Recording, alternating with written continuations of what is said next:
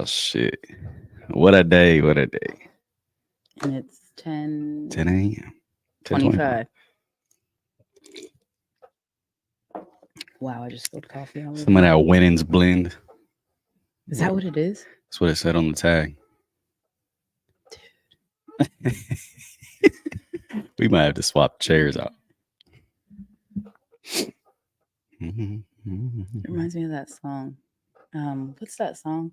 What did he hope?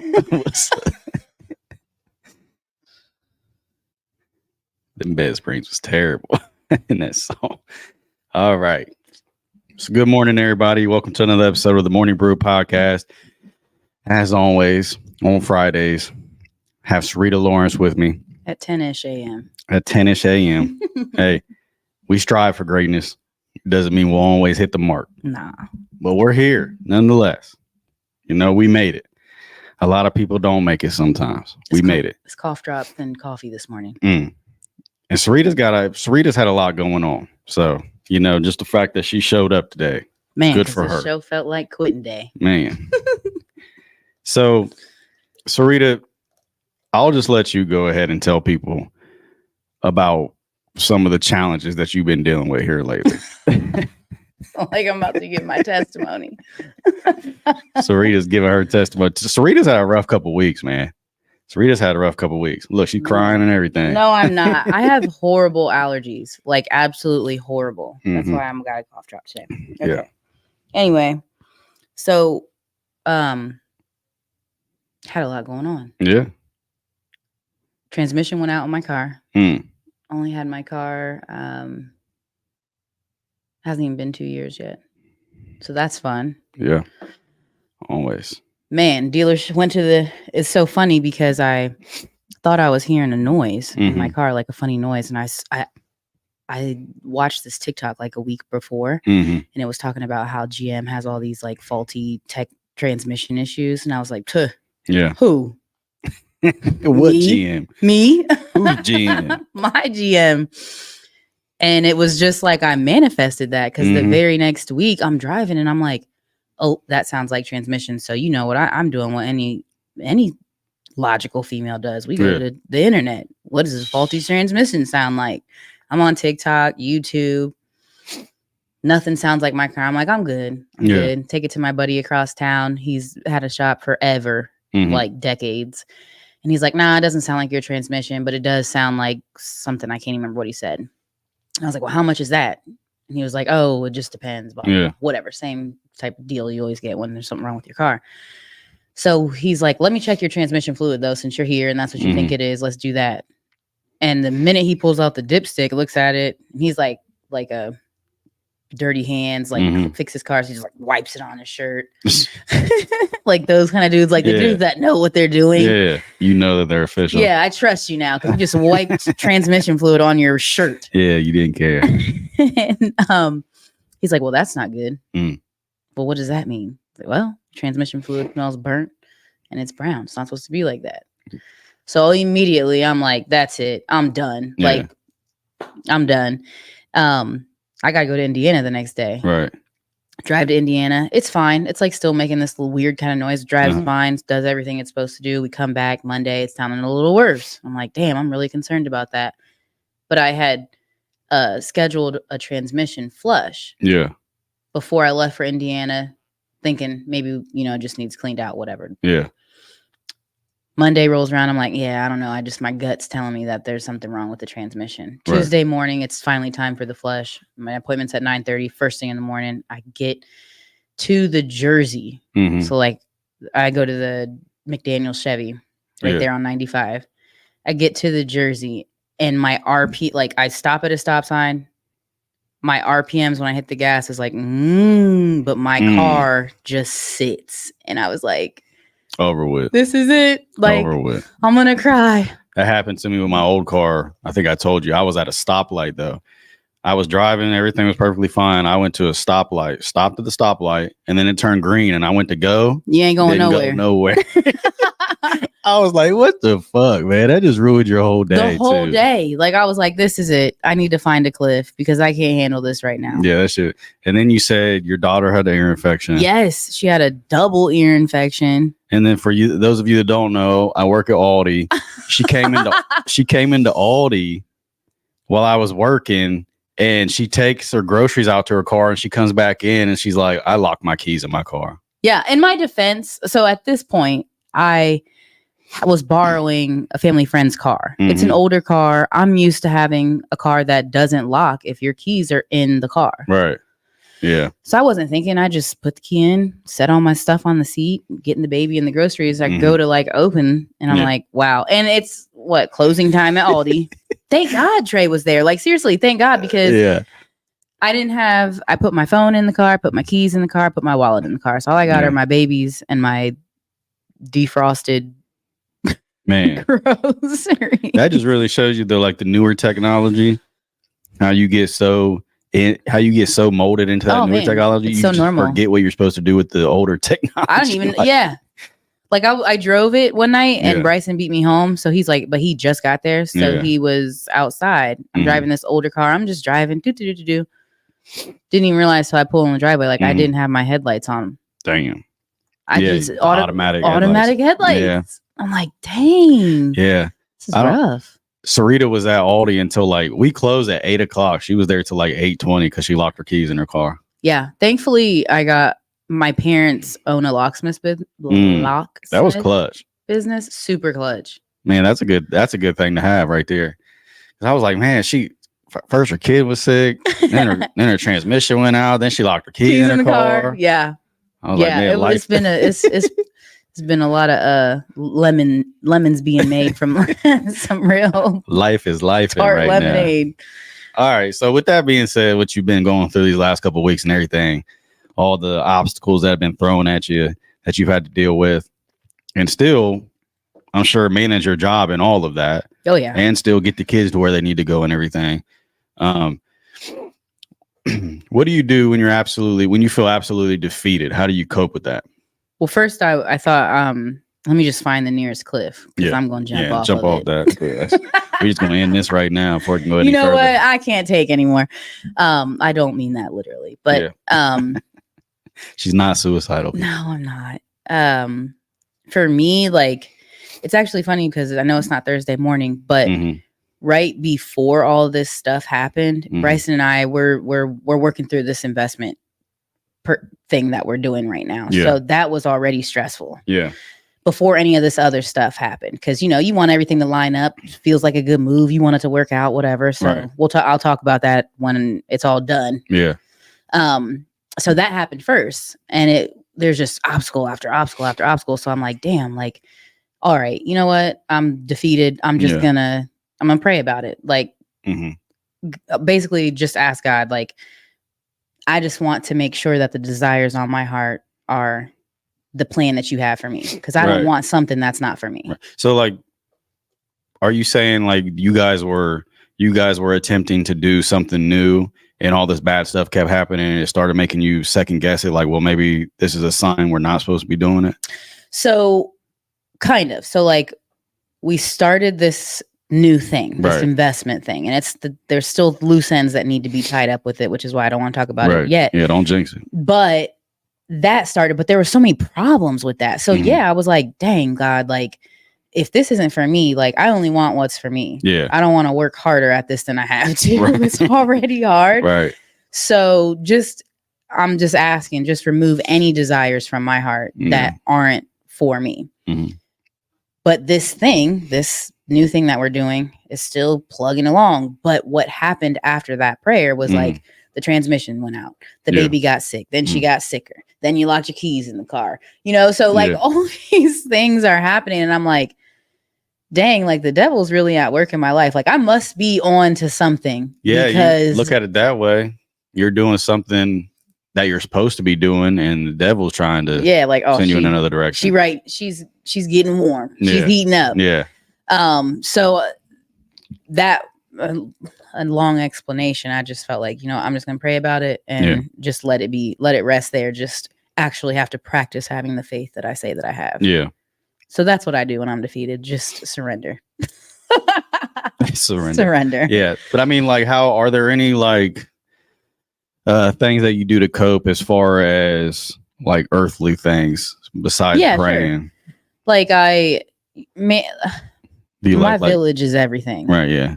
So like my parents, Nana, my besties, just walking through shit with them. Like, hey, this is what's going on. I need to vent a little bit. I need to be told, but also like I'm coming to you I need to hear like it's gonna work out the way that it's supposed to. Like I need you to calm me down. Yeah. I rely on my people a lot, and I hope that my people rely on me too.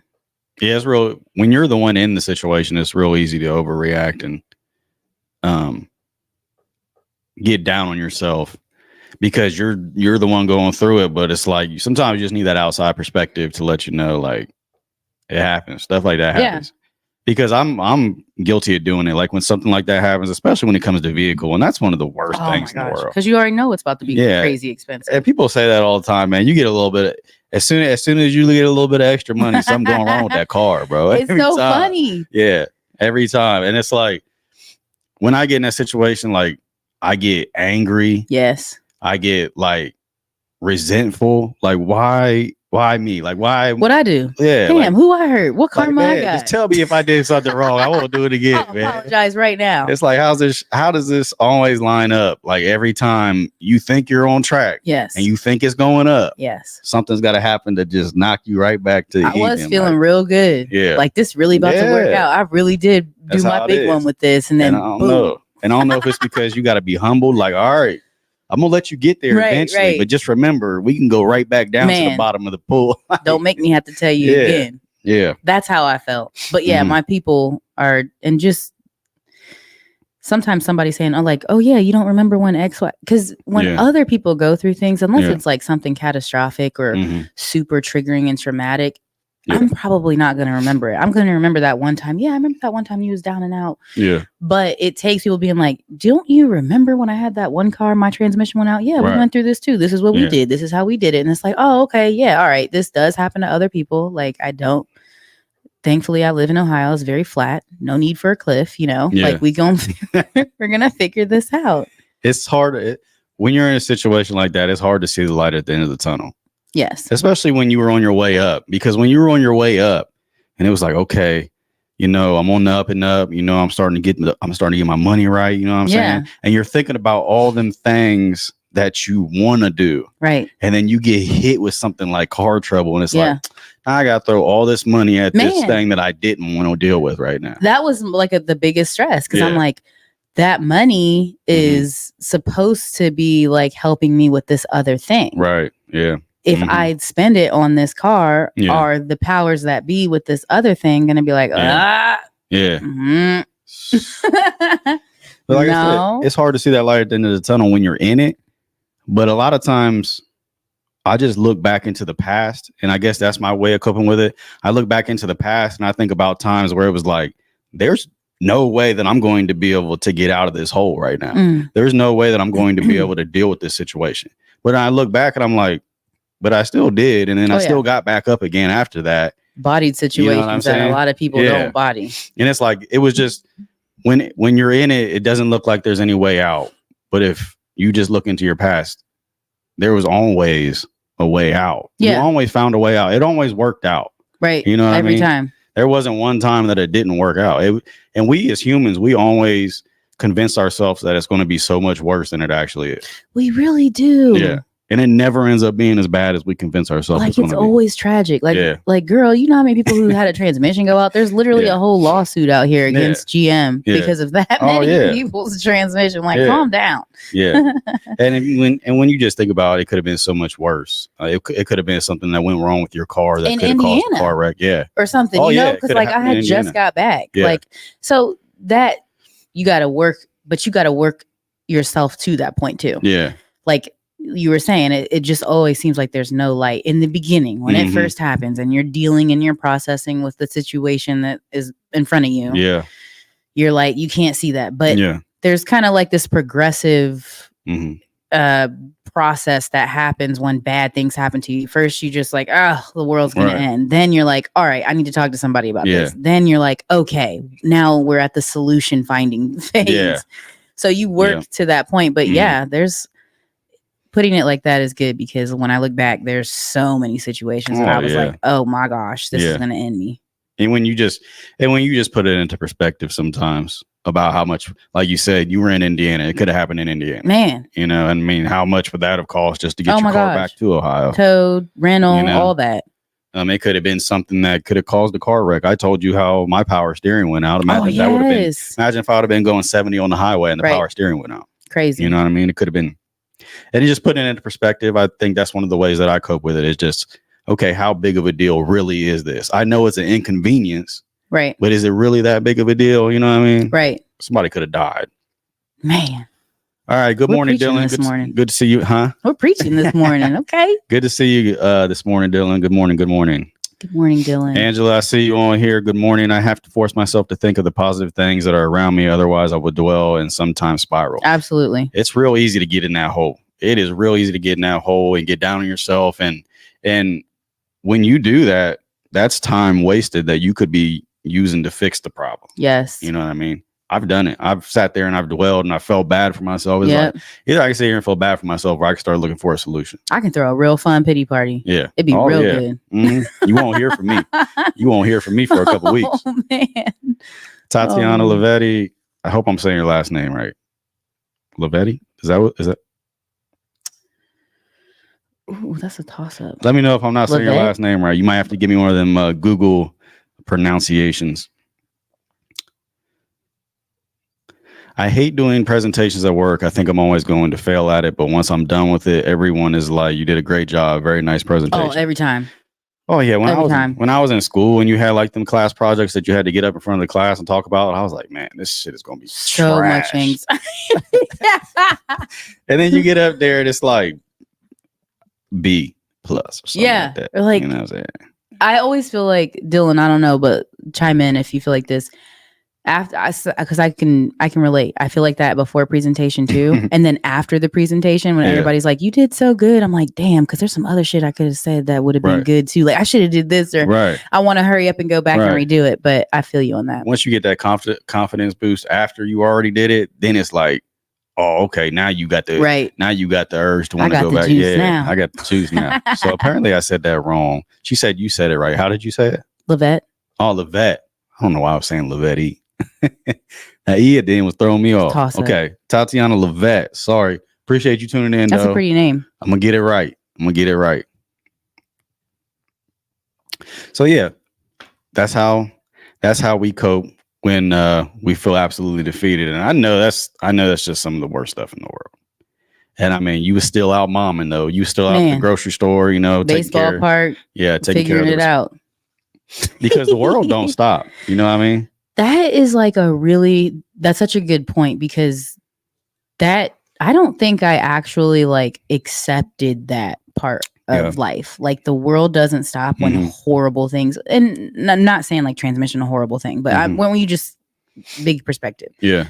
When bad things happen to you, everybody else wakes up the next day going on about what they're doing. The bills still due, like work's still calling, wanting you to come in. Nothing stops. So you gotta figure it out. Everything's figure outable. You gotta figure it out.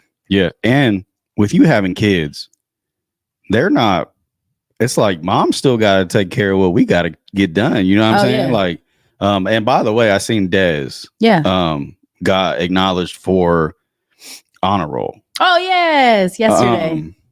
So I wanted to give Dez a shout out. Shout out to my baby man for being on the honor roll.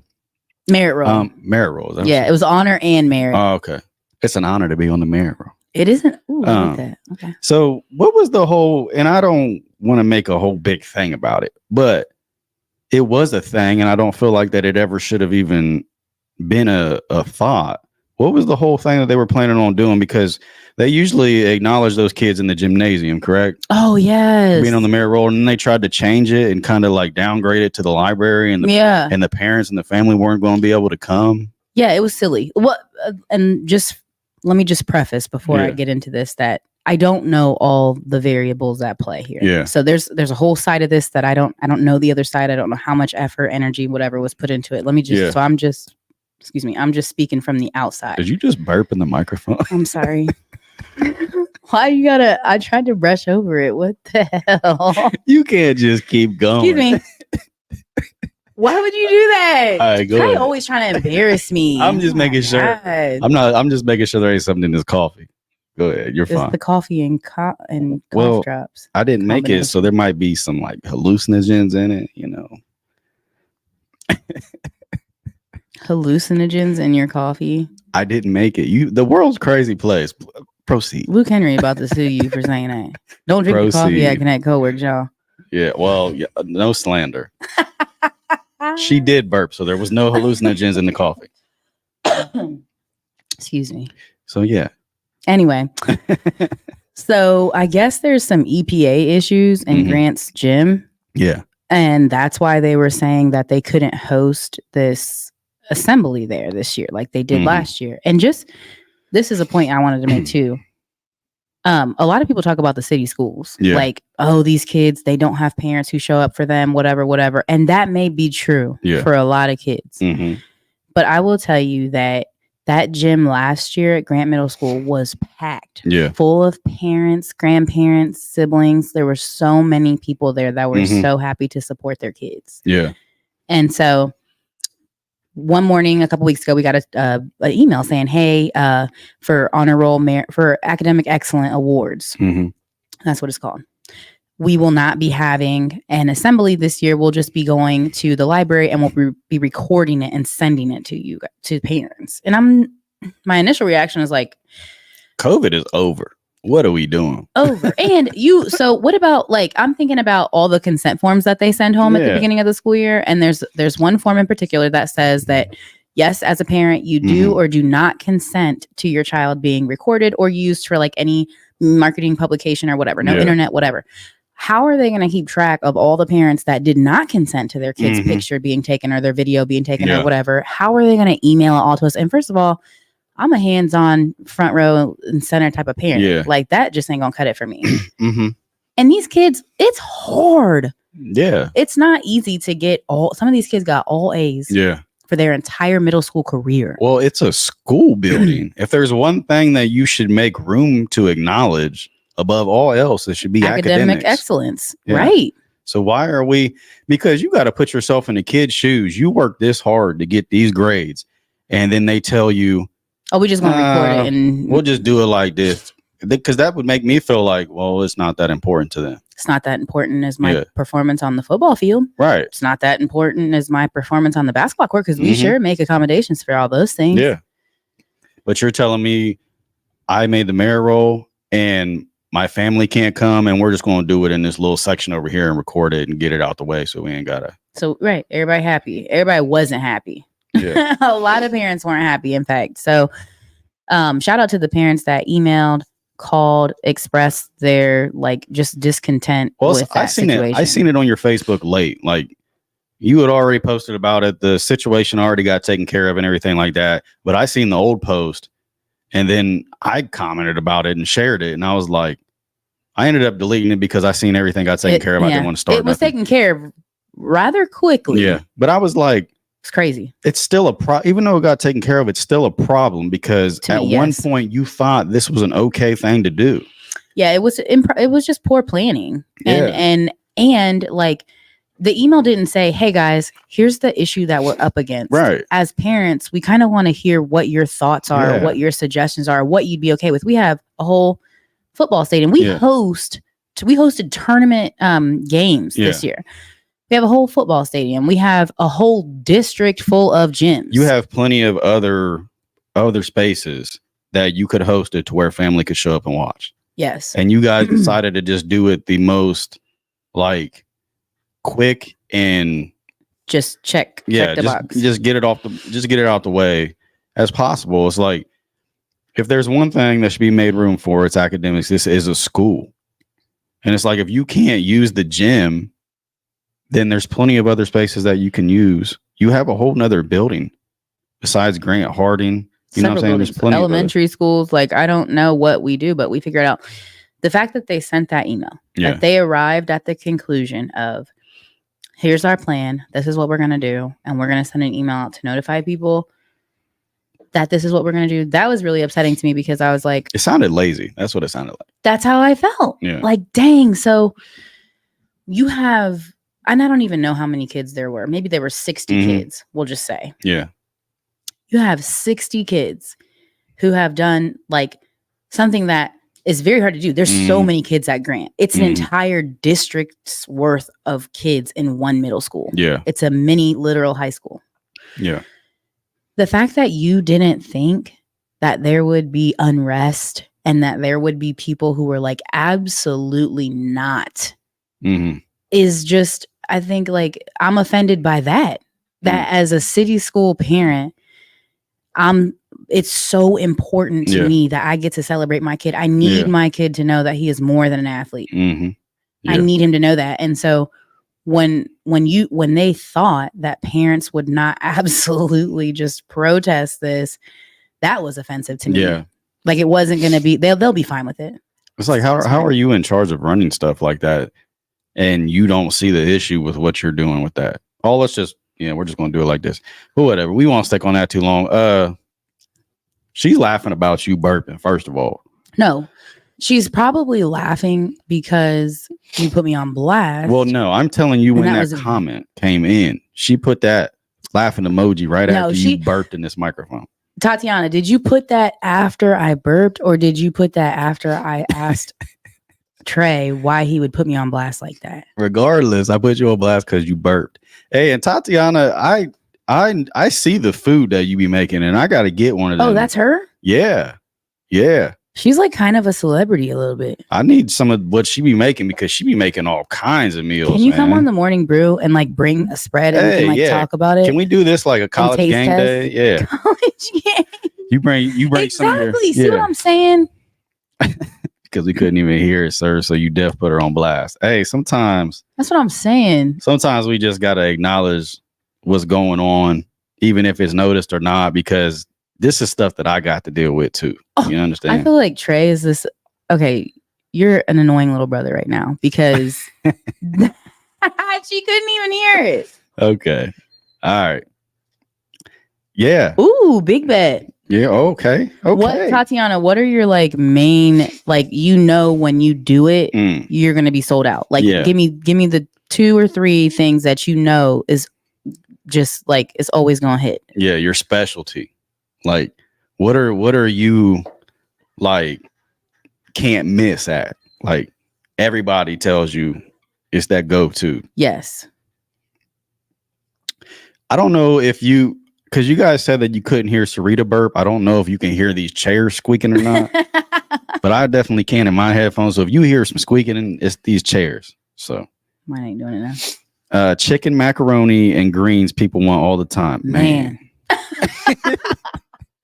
Oh, dude. Yes, ma'am. At 10:30 in the morning or 10:30 at night. That's what we're doing. Yeah, we're gonna have to get you on here with us. Matter of fact, we'll get you on here with us. Man. Loaded baked potatoes. Yes. Well, see, I would feel so guilty about eating that this early in the morning. We're gonna have to make an exception and do a morning brew episode in the afternoon. Outside in the courtyard. Yeah. Weather's nice. Well, listen, me and Martin did one yesterday and it was so hot. Oh my gosh. It's not the move. And the Wi-Fi is not that great out there neither. Whatever. All right. But Tatiana, we are going to get you on an episode with us. It'll probably be in the afternoon. I'll feel guilty if I eat all that because I will indulge. If I eat all that in the morning. So we'll get on here and we'll let you explain and talk about what you do and everything like that. Ask you some questions and try out some of your food, give you some live reviews or loaded baked potatoes and the noodle boils. Man. What's a noodle boil? Yeah. What is a noodle boil? I do breakfast as well. Love the avocado toast with eggs and bacon. Man. We're going to have to get you on here. Yeah, for sure.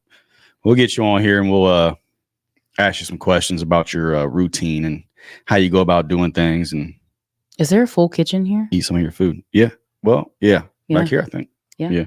There's a full kitchen here. I don't know if you would want to cook here. You probably got some special things at home or whatever, but I don't know. Special things. Well, because like at home, you be having like 100 different seasonings and stuff. All right. So let me go through these real quick. All right. Sarita, what is one thing that you really love about, because you're going through some stuff right now. Mm-hmm. So let's kind of self-reflect, because it's real easy to get down on yourself when things are going wrong and you start questioning, like, am I doing enough? What am I doing wrong? You know what I'm saying? Am I taking care of everything I need to take care of, even though I'm dealing with all this crazy stuff going on in life? What's one thing that you really love about yourself? Because I don't think we as humans, we really sit and think about what we actually love about ourselves, because we kind of feel a little conceited when we do that. One thing I love about myself. Damn, Dylan said he'll send us a brisket. Hey, send all the food. We ain't gonna deny it. A brisket. Like, wait, Dylan. Brisket that I gotta cook, or like brisket that's already ready? Because like I got briskets at home that I gotta cook. Well, I'm assuming like he's gonna smoke one. Probably he'll probably smoke one. And you'll probably just have to bring that to the episode, man. Right, because I love some good smoked brisket. Yeah, because when you say I'll send you a brisket, I'm thinking of like Amazon delivering the brisket. We're gonna start the podcast, and then we're just gonna have like a parade. Of people just bringing there, and we're gonna set it right here. We'll try it. It ain't even gonna be a podcast; it's just gonna be an ASMR episode. And we're gonna have like we're gonna have cards right here, and we just hold it up to y'all with a number, like 10, like a dunk contest. It's gonna be an ASMR episode. We're just gonna be sitting here eating the whole time. We ain't gonna say nothing. Just gonna be sitting here eating and then hold up a card. I can't do like listening to people eat though, like that. Oh, hell I can't do that. No, I can't do it. People chewing their gum loud. That ain't it. Kill somebody. I do 2 different boils. One with the birria meat, and one is like a seafood boil over noodles. Oh man, I don't think I've ever had a seafood boil. You've never had a seafood boil? I don't think so. What is wrong with you? Nothing. Good Lord. You gotta see. You don't watch movies. You don't eat seafood boils. Like these are deep character issues that need to be addressed. First of all, I watch movies. I don't watch the shit you watch. Yeah. I watch movies. You don't watch the good movies, is what I'm saying. I don't watch Scream. I don't watch I Know What You Did Last Summer. You like chick flicks, and you like the gangster movies that makes you feel like a kingpin shit. I like movies. Speaking of that, they got a new documentary out on Netflix that I started watching last night. Crazy. It's called Ashley Madison. Even living if you haven't had to see it, that's what I'm saying. It's called Ashley Madison. I'm only on the first episode, but it's a 3 episode series. I was just on the first episode last night, so it's kind of giving you the background on the whole thing. It was literally a website that they made for people who were married to go to and cheat discreetly. What? Their whole motto was literally life is short, have an affair. What? Yeah, so I'm just getting into it. I watched the first episode where they're kind of, it's crazy. I'm watching the first episode where they kind of give you the background on how they made the company and everything. And they even have like real people who were on the website. And apparently the website got hacked. Okay. And this was just in the first episode. So I got to see what happens because I'm trying to see where it's going with this. But it seems like it's going to, they got hacked. And whoever hacked them released all the people's information that was on there. Oh, yeah. So then it like broke up all these marriages. Man, that's tea. It's crazy. Ashley Madison. At first, when you said that, I was thinking of Holly Madison, but she's the Playboy bunny. Oh, I don't know who that is. Maybe she's on there too. But yeah, I started watching that last night because I thought it was a true crime documentary. Oh, I love true crime. Yeah, and that's the shit. I thought somebody was going to die. So I started watching it and it was like, damn. And they were just upfront about it. Like, dude was bringing his wife onto talk shows and shit. And she was on it with him. But obviously they were making fucking millions of dollars. Like, because they was all over the world doing this shit. They had their shit all over the world.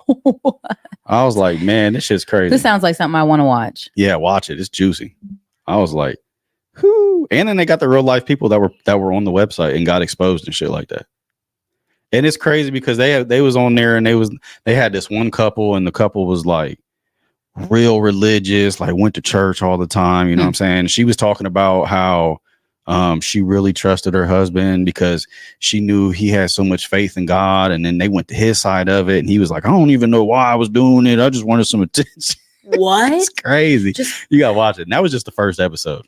All right. I got to see. Yeah. I'm going to watch it. We'll come back and revisit this next week. Yeah. They were real bold. They were real bold. I love that I'm funny. Yeah. You got to have a sense of humor. Yeah. You have to. Yeah. You got to be able to laugh at some of this shit because. Absolutely. I mean, I'm still going to cry, but I'm going to laugh. Sounds interesting. You got to check it out because it was such a curveball. Because like I said, I clicked on it thinking it was a true crime documentary. So I'm thinking like, okay, somebody cheated on somebody got killed, somebody died, and they're trying to figure out who the murderer was. It was somebody that nobody even thought it was. And then it was like, they just created a website that was strictly for people who were married. This must be a new release. Yeah, it was just added. Okay, because I haven't seen it. Okay, because I've seen all the old true crime documentaries. I watched all of them. I get the emails. You get the emails? No, new releases for Netflix. I'm not that deep into. No, but I see you know. But no, I just seen that it said recently added, and it said like sex, lies, scandal, and some shit on there like that. And I was like, oh, that sounds like a good. Like a good one. So I got on there. Sex, lies, scandals. Well, check. I'm in. It said Ashley Madison. Yeah. It said Ashley Madison, sex, lies, scandals. So I'm thinking. Trey thought he was about to watch some soft porn. That's what Trey thought. Well, that sounds good. Got me. Well, no, like it said Ashley Madison. So I'm thinking like Ashley Madison was a person that like was killing motherfuckers or something like that. Right. Seems that it turns out that Ashley Madison was the name of the company. They called the website the dating site, the cheating site Ashley Madison. This portal. So, yeah. Cheaters portal. Yeah. That's what that is. And that's what it was. Okay, sounds interesting. Yes, check it out, Tatiana. There's 3 episodes. I only got done 3 with the first episodes. There's 3. It's a limited series like that though. It's a limited. Well, there was a lot, and everything I just told you was from the very first episode. How long are the episodes? Like an hour? Yeah, I think it was like an hour and 20. I don't think so. But yeah, with all that, they jam packed that into the first episode, so the next 2 episodes probably about to get juicy. You know. So one thing that you really love about yourself. I'm resilient. That's one thing I love about resilient. Myself. Yeah. I'm going to figure some shit out. Yeah. I'm going to cry about it first. I'm going to cuss. I'm going to cry. Yeah. I'm probably not going to talk to you, but I'm going to figure it out. So you're able to deal with problems and still keep pushing. Yeah. I mean, that's 100%. Love about yourself the most. I need to actually get better about, I was just thinking about this the other day. Like I need to get better about the way that I parent so my kids can have resilience too, because you don't get through life if you can't be. That was literally a question that I had coming off of that. And it was, maybe I had that shit. Oh yeah. What would you say is the most important quality to pass down to your kids? It would be that. Yeah. The resiliency. Yeah. Cause I mean, like a part of being resilient, in my opinion, is being somebody who can quickly transition from tragedy to like problem solve. Yeah. Like, yes, this is all happening. Now we have to like transition quick because we got to figure some shit out. Right.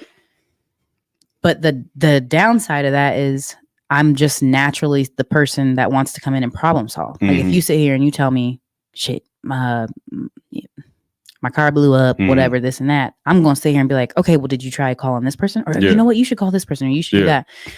So with my kids, when they come to me with a problem, I'm immediately somebody like a parent who wants to jump in and help them solve it. Yeah.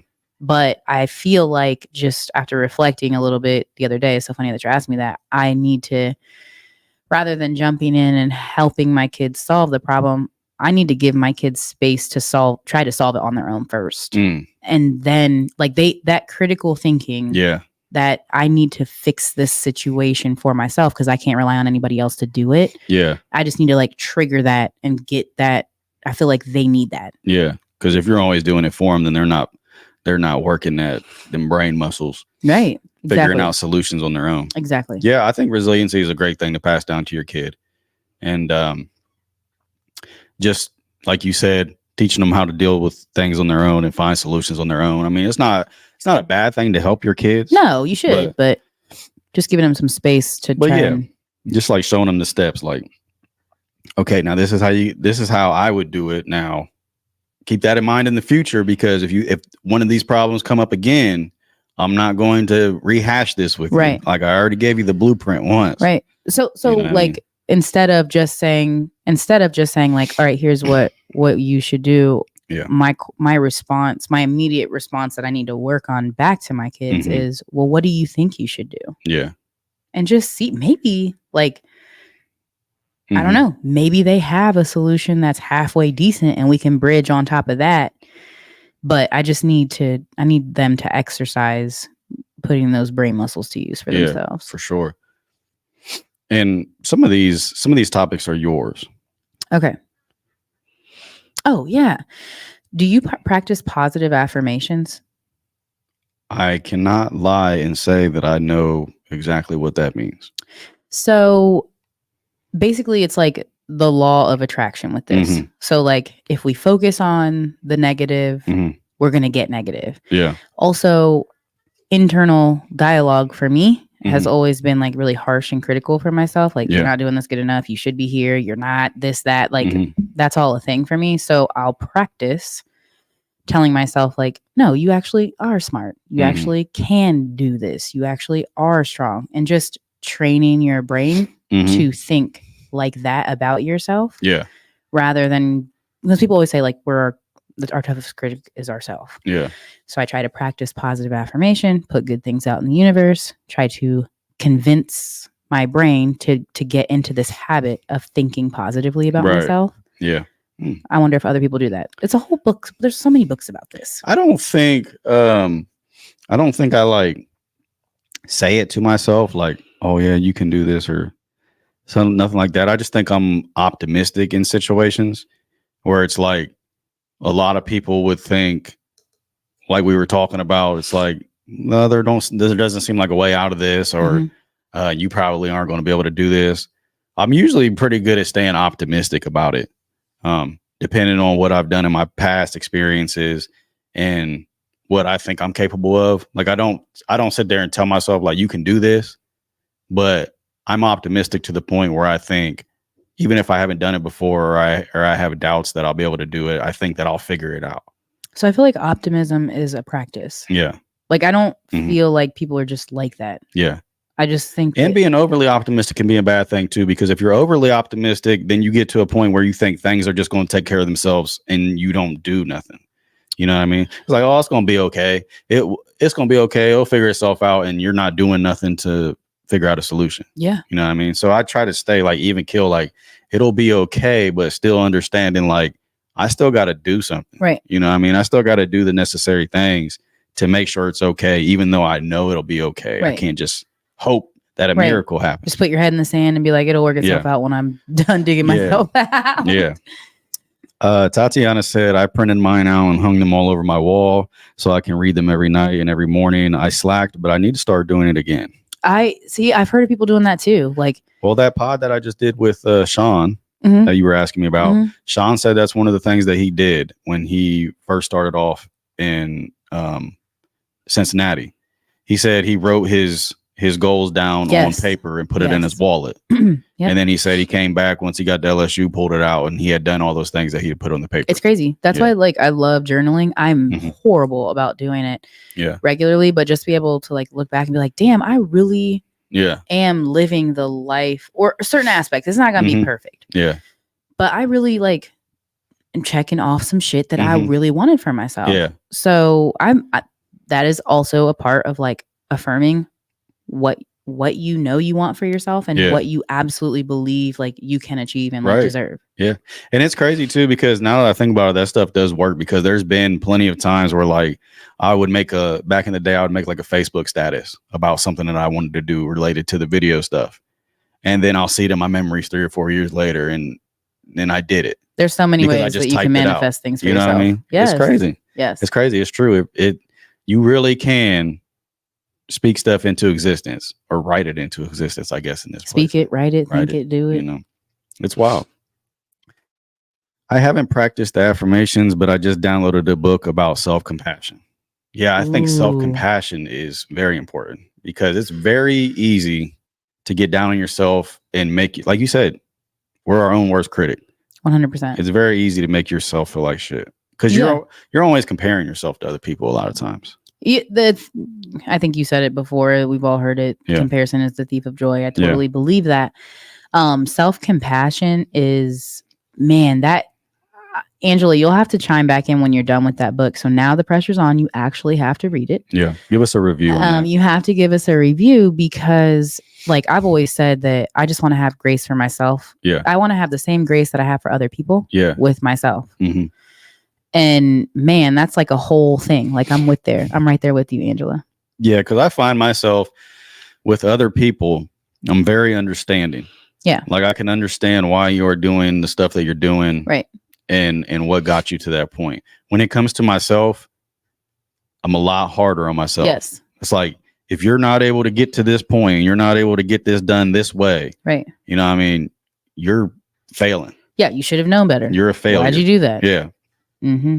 So it's just, and I mean, with that self-compassion, just constantly being on social media, you're seeing the best parts of everybody's lives. Yes. And even though somebody tells you like everything that people post on social media is the best stuff that's happening in their life, you can know that, but it's still hard when you're visually seeing that. Yeah. And it's like, okay, I know it's just the best parts of their life, but I don't have none of that.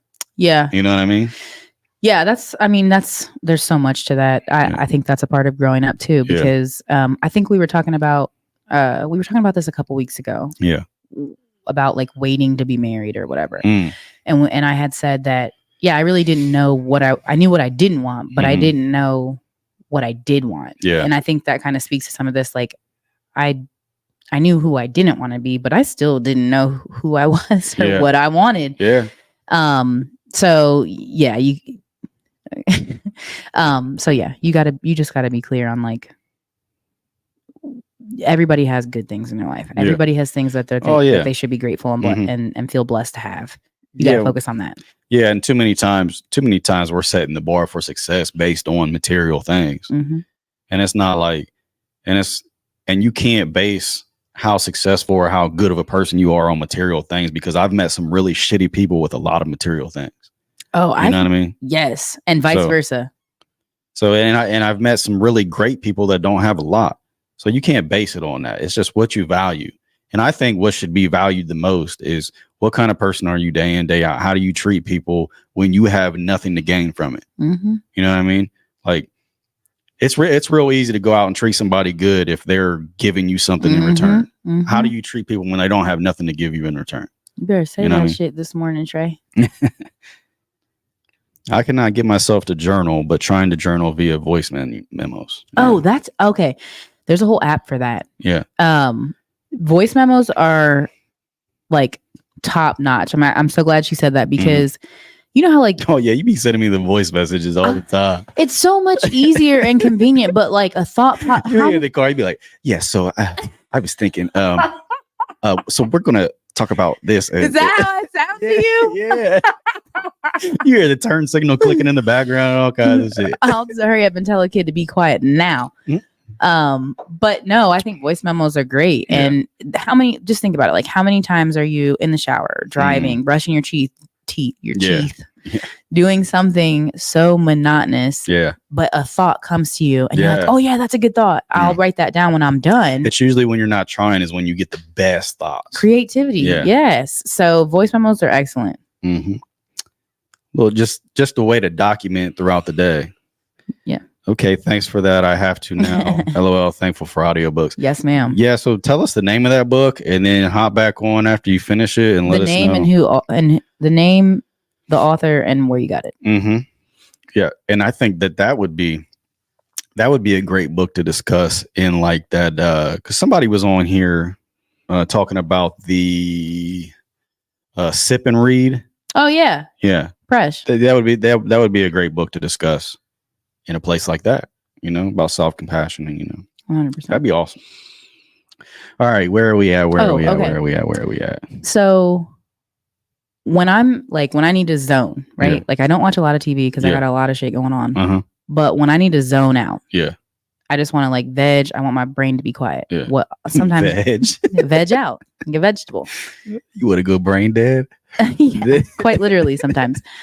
One of the things that I will do is just turn on like a show that I don't have to pay a lot of attention to. I've probably watched it 30,000 times. I could tell you what's going on without even being in the room. Just like background noise you need. Basically like background noise. Yeah.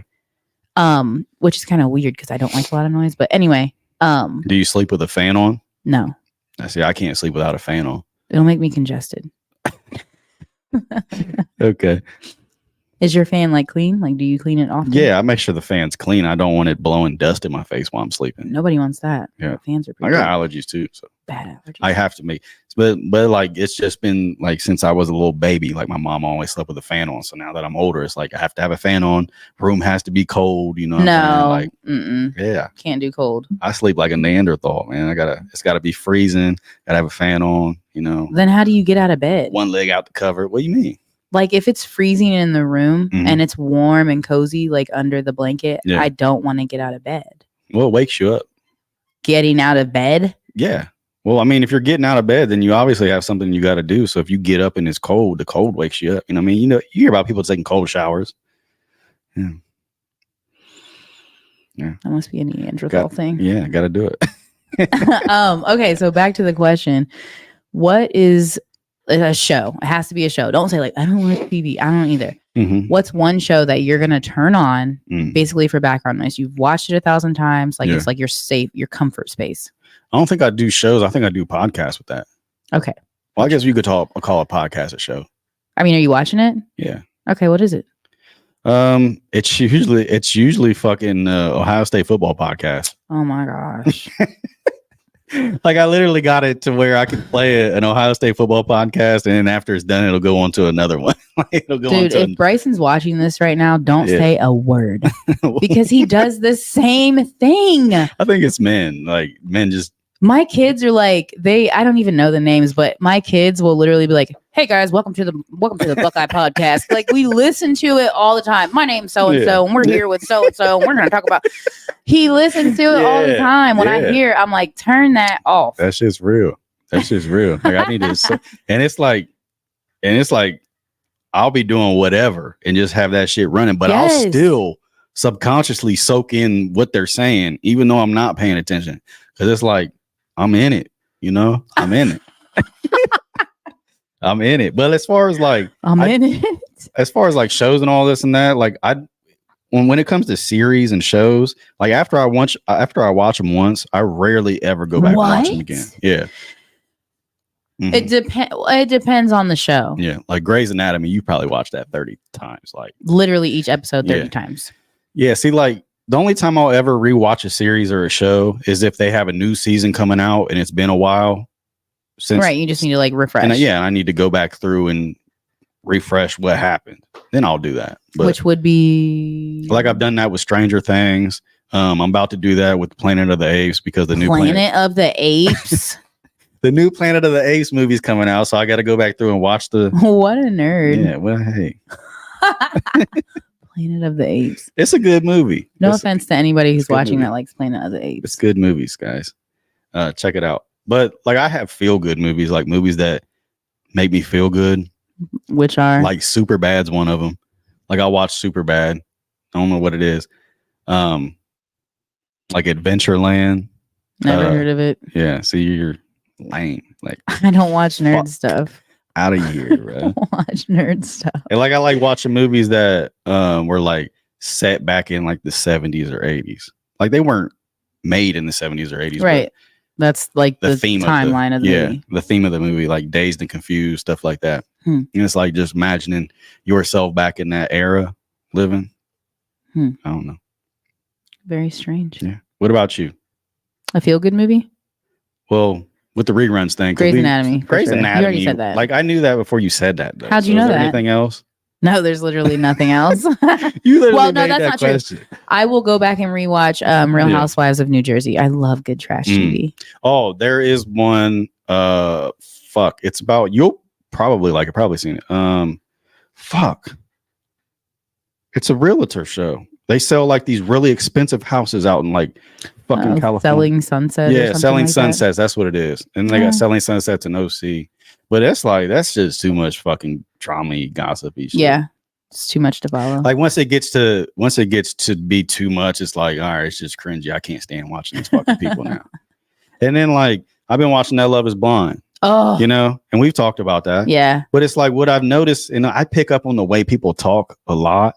And if I pick up on a word that you say over and over and over again, I'm tuned out. It fucking annoys the shit out of me. I hate listening to people when they say yeah. And on that like, on that Love Is Blind, they constantly say like. when you start a sentence with like, it drives me. I don't like you. Well, when you constantly, I don't like you. When you constantly say like in your sentences, it just shows how terrible your vocabulary is because you're using that as a fill word instead of using another word that actually makes sense in that fucking sentence. If people just practiced pausing, sometimes your thoughts take a breath. Just take a breath. Sometimes your thoughts just need a second longer to process and form words. Just don't use a filler word. Just take a pause. And it's okay to use sometimes.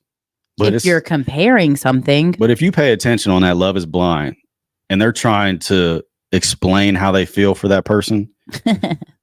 And I like love you like I haven't like met anybody like you in my like life. And I'm like, I can't. I'm about to like turn this shit off. Okay, Angela said The Mindful Path to Self-Compassion by Christopher German. I downloaded it on the Libby app. Man, Trey can't read today. I cannot. I don't know what it is. I'm a good reader. I know a Chris German. When it pops up on here, it has an H in it though. Yeah. Libby. Oh, that's the that is literally spelled like Germany though. So how is that? Oh, not maybe German? It is German. All right, clear it up for us, Angela. Well, I mean, she's just reading the books. You don't know him personally. Yeah, but maybe it's an audiobook. So the author will probably like say in his name. Yeah. Oh yeah, audiobook. Oh yeah. They probably do read the title and the author. Princess Diaries. Love that movie. Never seen it. What? Anything that's like chicky flicky like that. Chicky flicky. Yeah. Princess. Like I know a lot of people that will just watch the 50 Shades of Greys on repeat. 50 Shades of Grey. I've never watched. Mm-hmm. It's pretty much like soft porn, like you were just talking about. I read the book. Yeah. Didn't well then you know it's just you don't know that. I don't know what. I don't know. Oh, I don't know that she don't know him personally. She does. Oh, right. She might know him. You know a New York Times best-selling author? But I don't. I said grr man. Grr man. So she said it like you said it, but it looks, if you just added a Y to the end of it, it's Germany. So I said German. Toss up. Half a dozen either way. I don't know. All right. Ooh, this is a good one. Well, we've been bouncing back and forth, so it's hard for me to see where we're at. Right there. Go up. Right there. Nope. Okay. There. This one. Okay, so I've seen a lot of people talk about this, and I'm not going to voice my opinion on it yet. I'm just going to ask you, and I'll give you some context. So, do you think? So I'm going to reword this question a little bit. Do you think that it's necessary to teach people how to love and treat you, or do you expect people to just know? So, like in your relationships. I think it's absolutely necessary that you communicate how you want to be loved and treated. Because I know this shit's cliche, but everybody's got a different love language. And I feel so corny saying that. Because I've heard it so many times. That's my love language, you know. But it's true. Everybody has a different love language. Like what one person might take as love, another person might not. You know what I mean? Very true.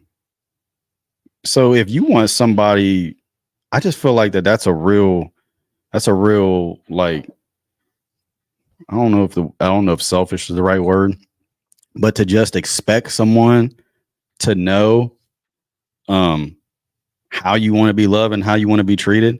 Like loved is one thing, treated is another thing, because I think a lot of times when you want to be treated a certain way, it's common sense, like how you should treat somebody.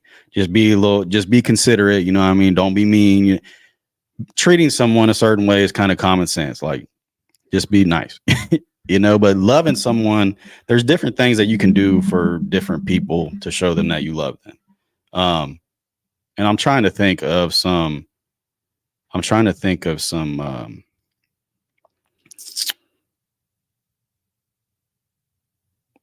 just lost my whole train of thought. There's different things. Examples. I'm trying to think of some examples about showing people how you love them. One of the biggest things to me that I've said before is just being thoughtful and considerate. Mm-hmm.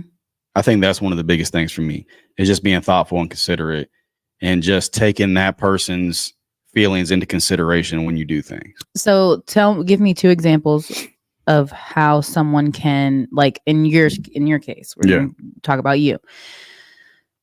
What are some ways that you receive love? Like that things people can do or say that communicate, oh, that person loves me to you. Has to be specific. Can't say, they have to be considerate. Yeah, probably just like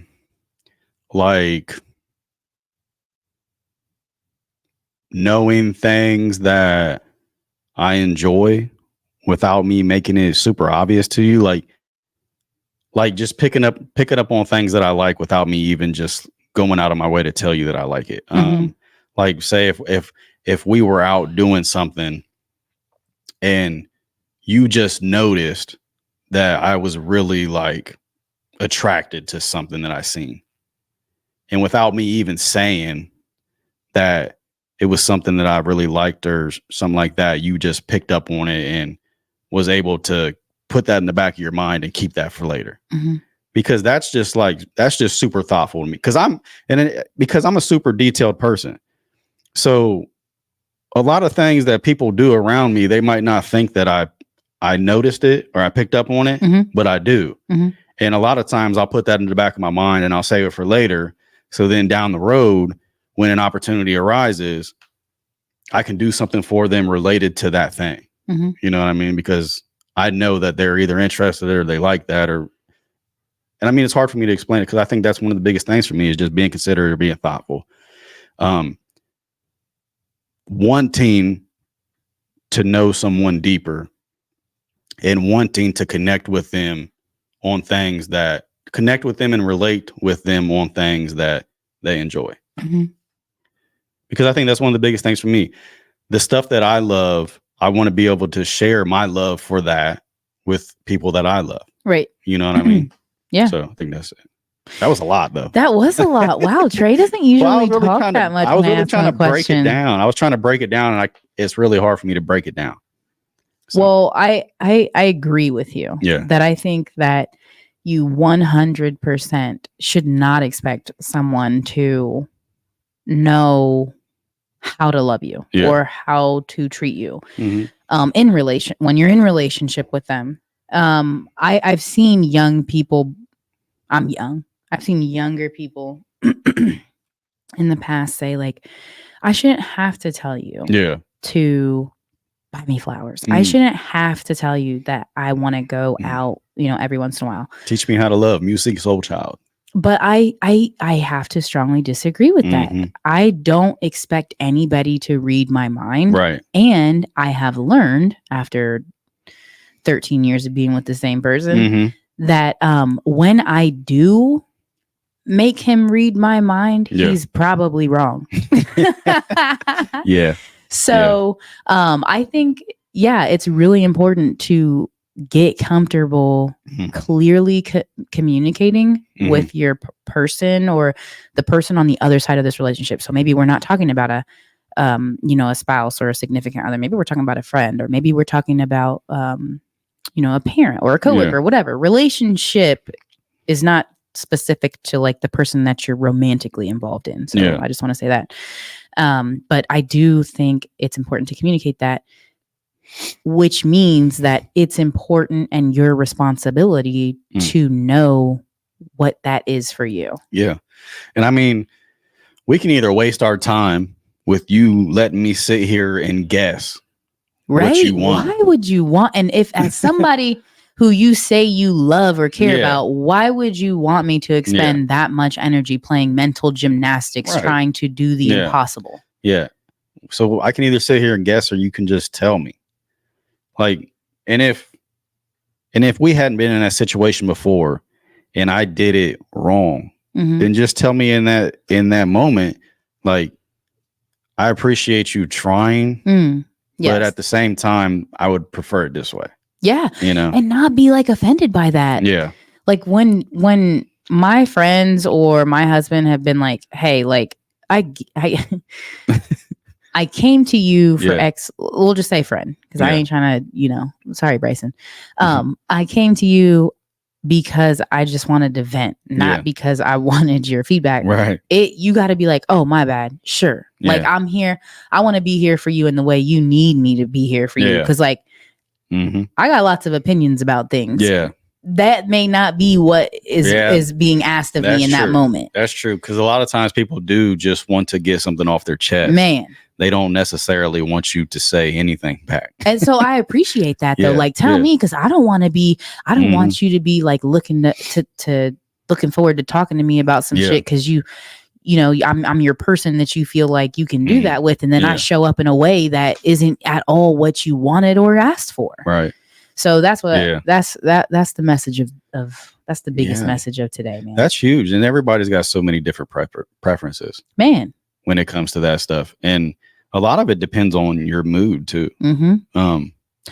Yes. So one thing I try to do, I don't do it all the time, but one thing I'll try to do is say, like when someone starts a conversation with me, and I just need to get better about my delivery, but I need to be clear. Yeah. Like, so do you want me to help you solve this problem, or do you just want me to listen to you?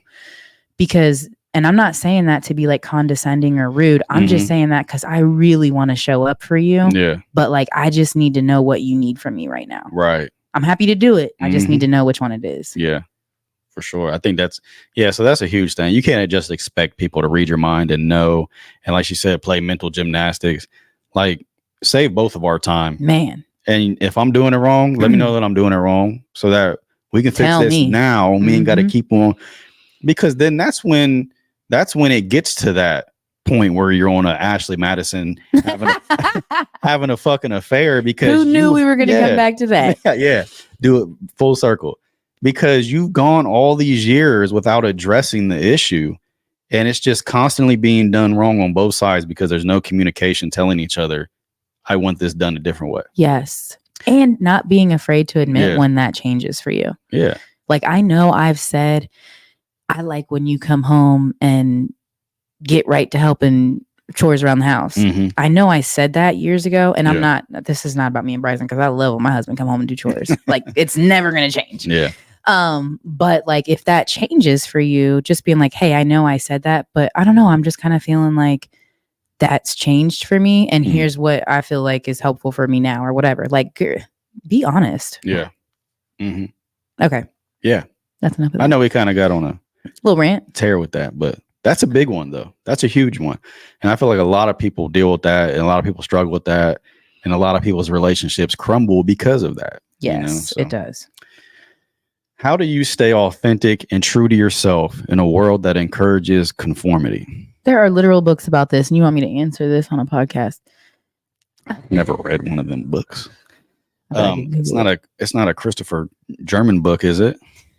I don't even know Christopher German. So I'll break this down in more simpler terms, because I mean that is kind of like, I don't know.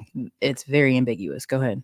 It's real easy to fall into the crowd these days. It's real easy to, most people believe this way, most people like this stuff.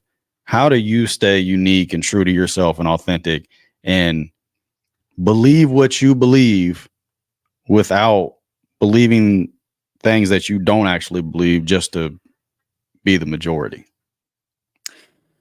Okay, this is going to sound real corny, but it's actually true. Yeah. And I've gotten better about this as I've gotten older. Okay.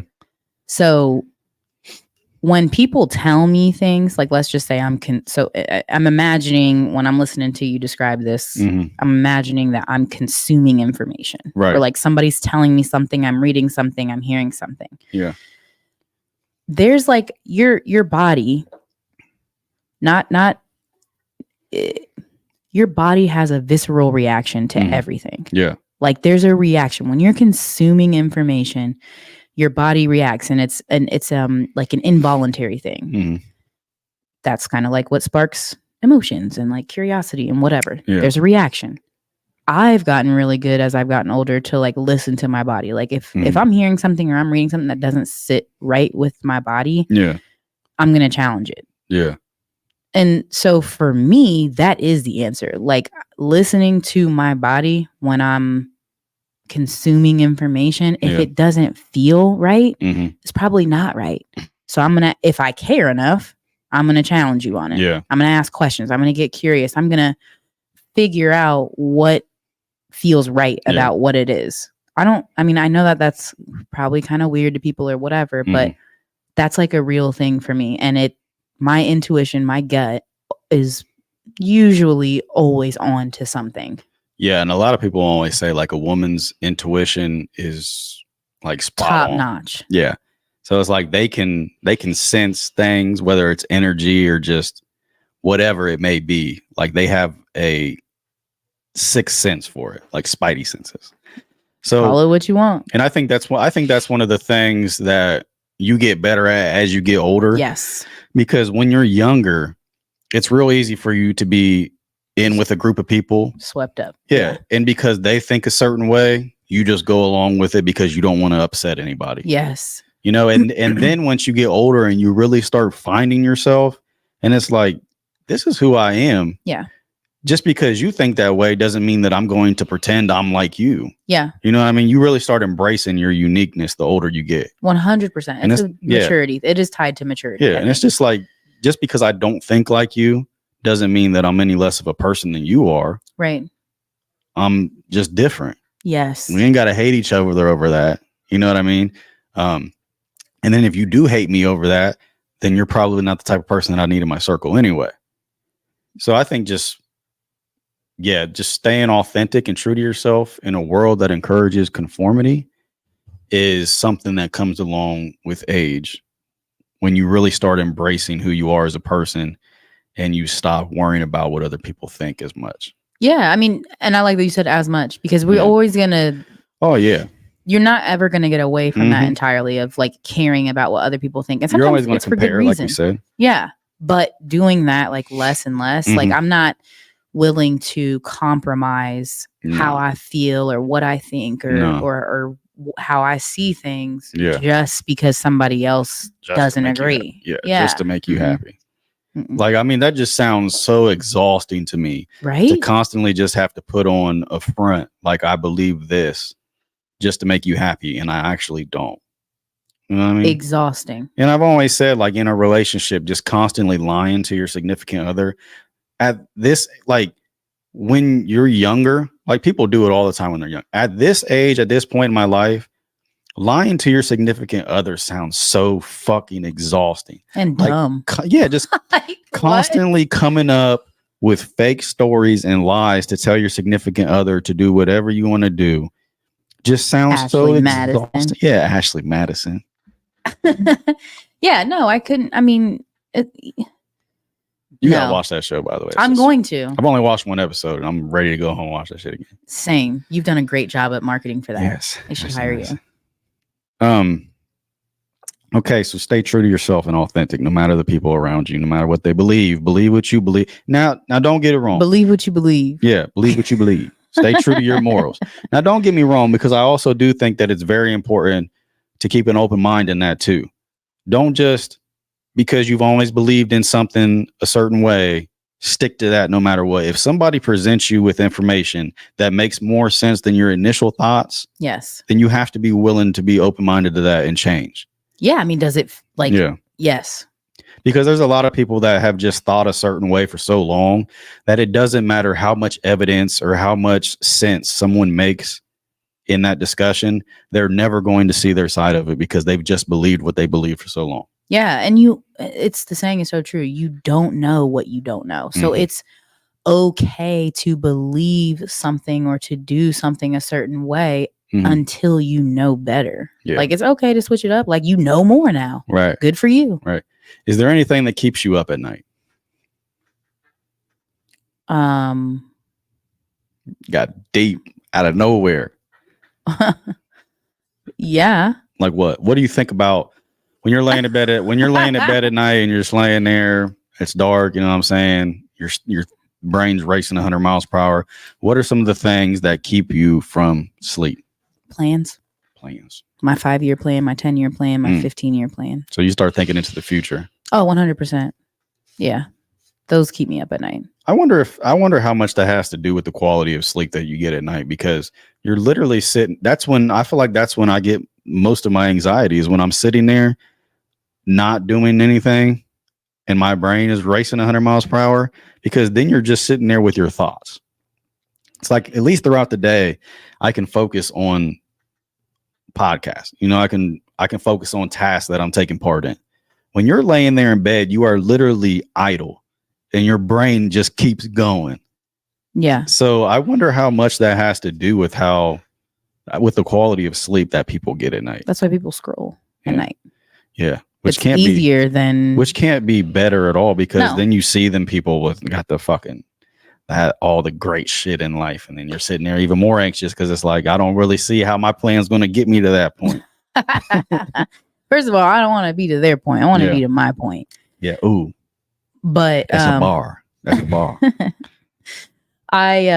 Plans keep me up at night. And also, if I see a bug somewhere before I get in my bed, that's gonna keep me up at night. Yeah. See, like, watched a movie the other night called Sting. It's a new movie that just came out. Netflix? No, it was out in the movie theaters. I watched it off of a bootleg website. Love a jailbroken Fire Stick. Yeah. But watched it. This girl finds this fucking spider in this apartment complex, and she starts feeding it, and it's like an alien spider.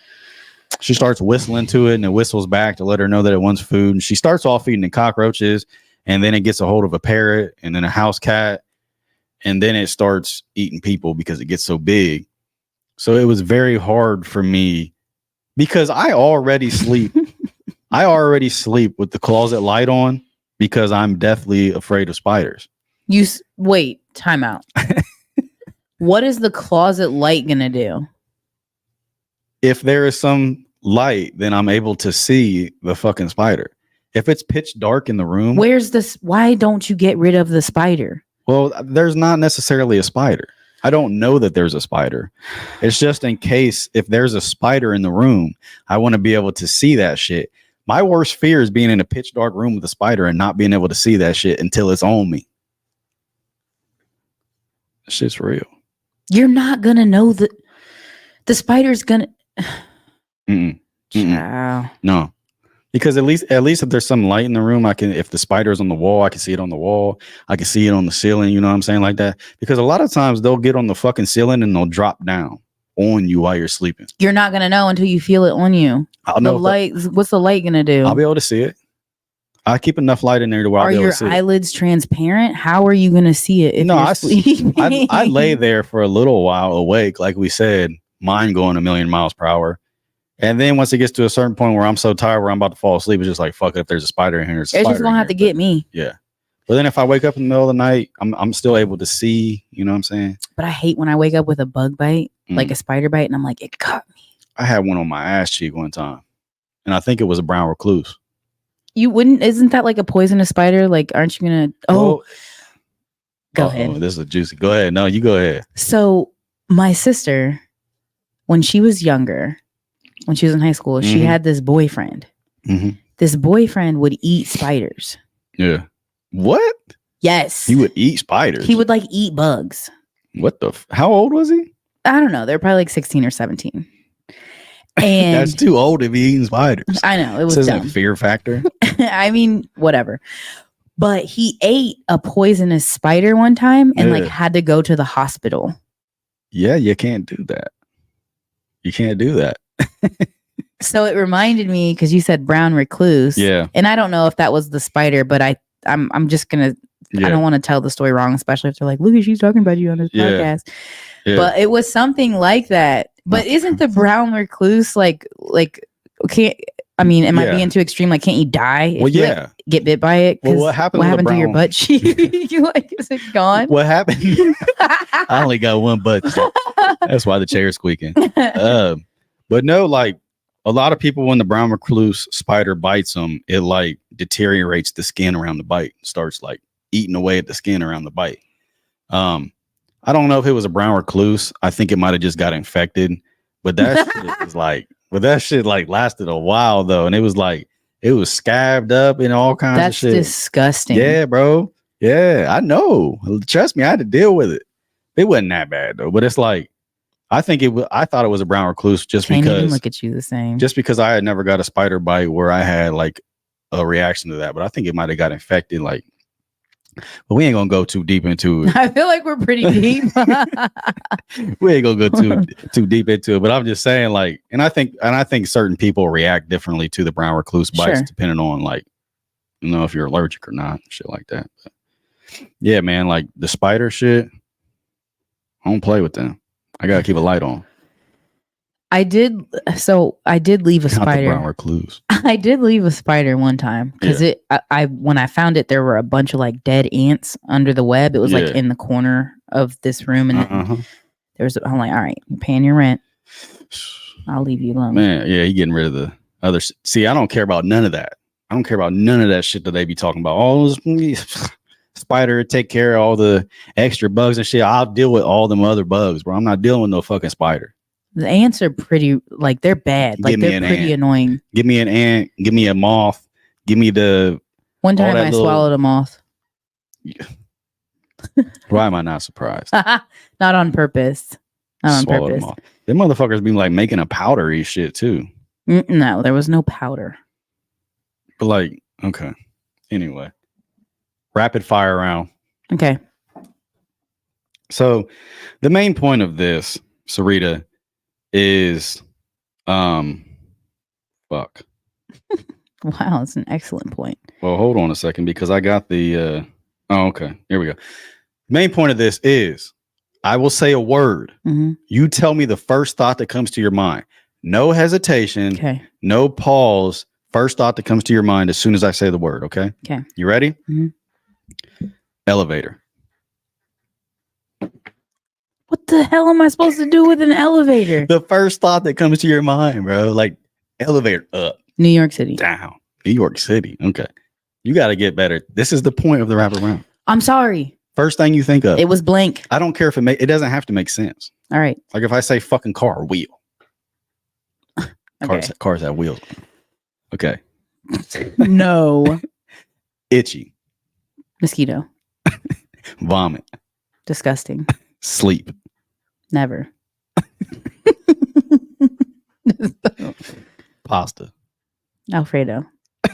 Flamingo. Pink. Spider. Ouch. House. Cell. Cell. I was surprised you didn't say cell.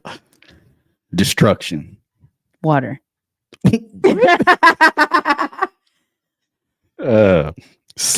Damn, I got sleep on there twice. I must have needed sleep. You must have. Take that off. Ice Spice. Weird.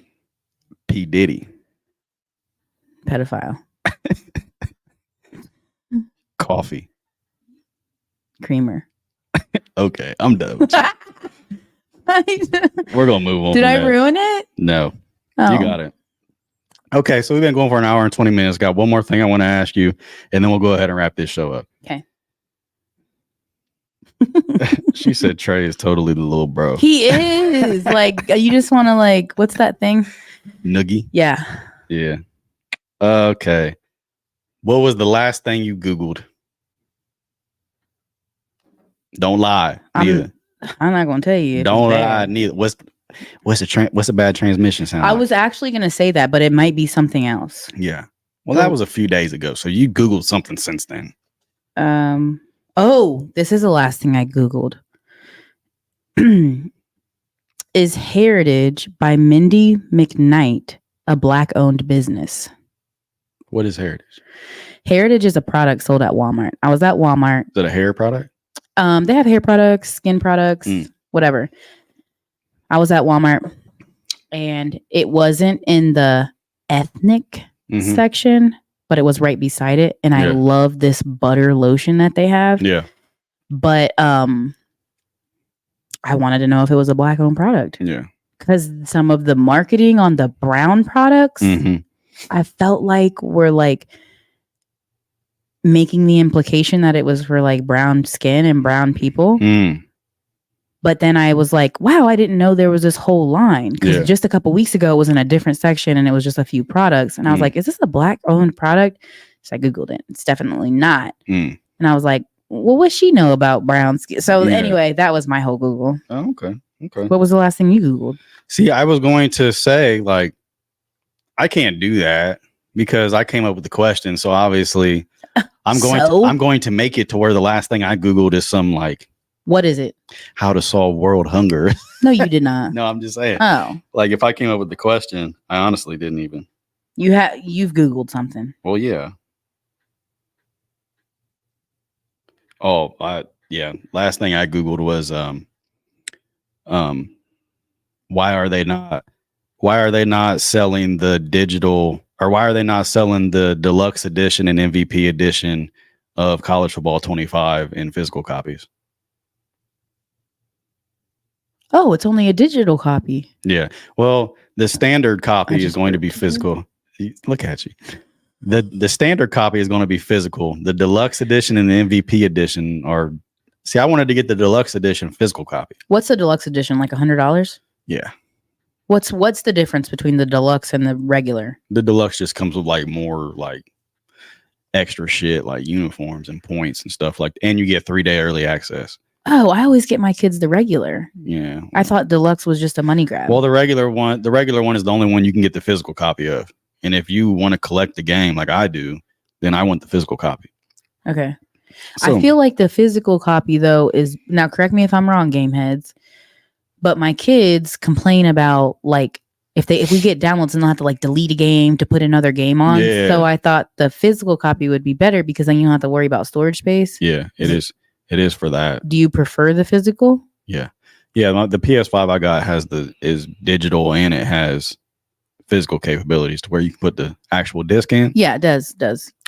Yeah. So I want the physical because I like to collect them, but I like the cover on the deluxe edition better. So I wanted to get the deluxe edition in the physical copy. But they're not doing that. They're not doing that. At all. Yeah. So that's why I Googled why aren't they doing that? Can you buy it? Is it out yet? You can pre-order it. For like $150? Well, I pre-ordered the standard edition last night because that's the only one they got in the physical copies. So you're just going to forego extra off like features and stuff? Yeah. Huh. Because I'm more worried about collecting, because the last one was 2014 and this is the first one they made in 10 years. But why do you want to collect it? Like, what is it going to do? It's just going to sit there? Because I love college football. Yeah, I love college football, and if it goes away again, I want to at least be able to have the game. See, I feel like when you collect something, the whole point of collecting something is because you think it's going to be worth money later. No, I'm looking at it more like memorabilia, like sentimental stuff. Like I have the Ohio State helmet where I got CJ Stroud and all them to sign it.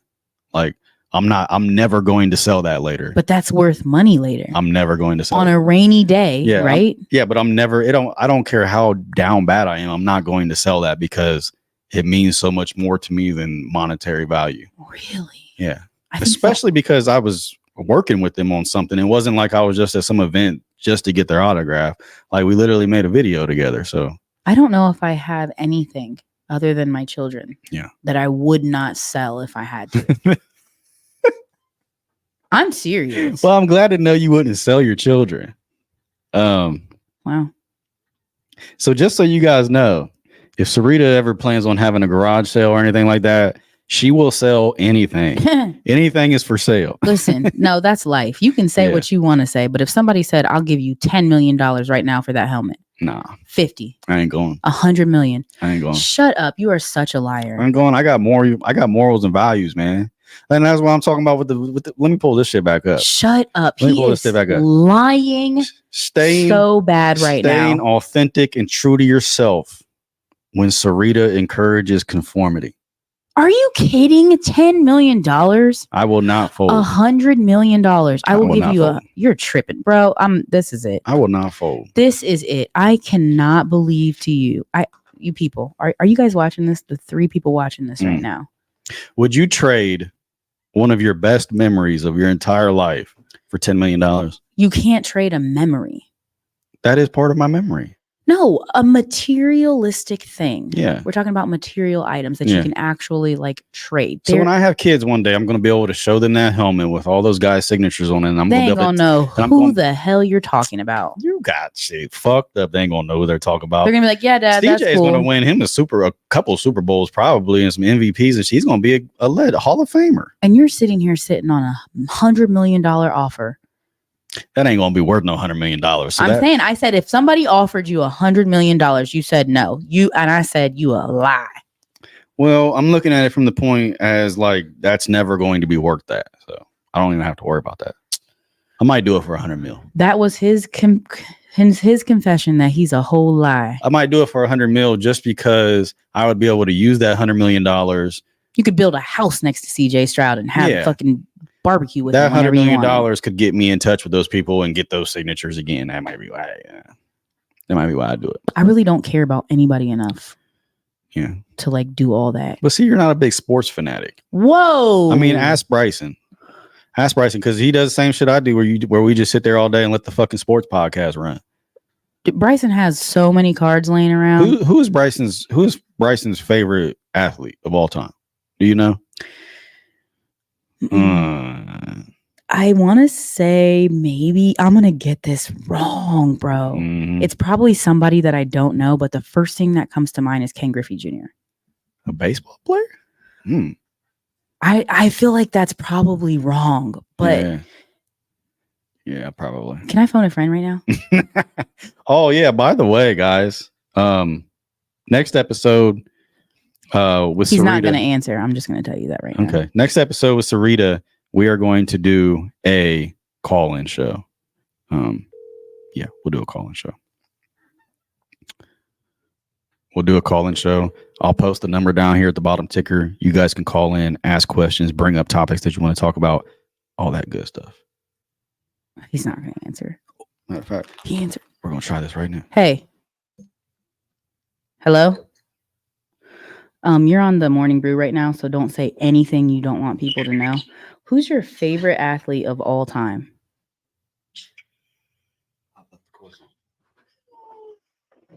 Favorite athlete of all time? Like athlete. Yeah, it doesn't matter what sport. Come on, you're on a clock. It's hard. I don't know. Tell him what you said. I said Ken Griffey Jr. It's a good one, but probably not my favorite. Okay, so I was close though. All right, you have 10 seconds. It's my favorite baseball player of all time. 7 seconds. That's our dog in the background. Favorite athlete. 5 seconds. Favorite athlete. For $100 million. $100 million. Favorite athlete of all time. Yeah, right. Nothing. Go. Come on. I don't know. Like my favorite athlete of all time, like it's hard because indecisive. So indecisive. Like, oh my gosh, this guy. Because I like to watch all types of sports. So that's it. I mean, who's your favorite football player of all time? Barry Sanders. Hey, okay. All right. We'll rock with that. Goodbye. Love you. Bye. That was my dad's favorite football player of all time, Barry Sanders. He was a Detroit Lions fan just because of Barry Sanders. Barry Sanders was a dog. Big dog. Dog. All right, you guys. Appreciate you guys tuning in. Yeah. For another episode of the Morning Brew podcast, live with Sarita Lawrence you know. All the talent. Hey, don't take the, yeah, she brings all the talent and the belches. But fuck. Don't take this episode for granted, because Sarita might not make it next week. Because with the way this shit has been going, with the pattern that's been happening right now, don't even speak that. She might run into another obstacle. She might not be here next week, but we're going to try to be on here as much as we possibly can. Like I said, next Friday when she gets on here, we're going to be doing a call-in show. So make sure you tune in, man. Subscribe to the channel, The Morning Brew Podcast on YouTube. Make sure you share this on your timeline. Please share it on your timeline. Comment, like, all that stuff. It helps us get a wider range of people in here. And then I'll post the number at the bottom ticker, and I'll even remind you guys on the episode on Friday. You guys can call in, ask questions, bring up topics that you want to talk about, and we can just kick it. But like I said, hey, Connect Co-works. Appreciate them having us. Like I said, appreciate you guys tuning in. Until next time, we will see you later.